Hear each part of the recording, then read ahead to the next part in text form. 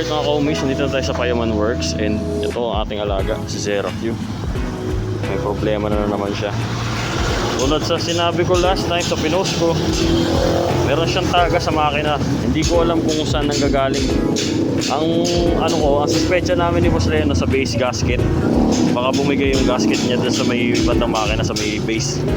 Or yung sunod is yung sa oil cooler. Tsaka bukod dun sa sa sirang sa oil leak na nararanasan ko ngayon, may isa pang problema. Yung stud bolt kasi nito sa exhaust, yung isa doon lost thread na. Kaya ito, kaya pag nire-rev ko, bumabiyahe ako, nagpa-backfire yung pipe ko. Eh yung pangit sa lahat. Akala tuloy ng iba naka-rapid fire ako eh. Pero hindi, singaw lang yung pipe ko talaga. Singaw lang yung exhaust. Kaya ngayon, ipapababa ko na rin kay boss yung yung makina nito. Once mababa na, ipapa-retread ko sa kanya yung exhaust bolt. Kaya ingat-ingat kayo, maging observant kayo sa mga pag nagpapalit na kayo ng muffler. Huwag kayong gagamit ng impact wrench pampahigpit. Okay lang gumamit ng impact wrench pag magluluwag kayo ng stud bolt.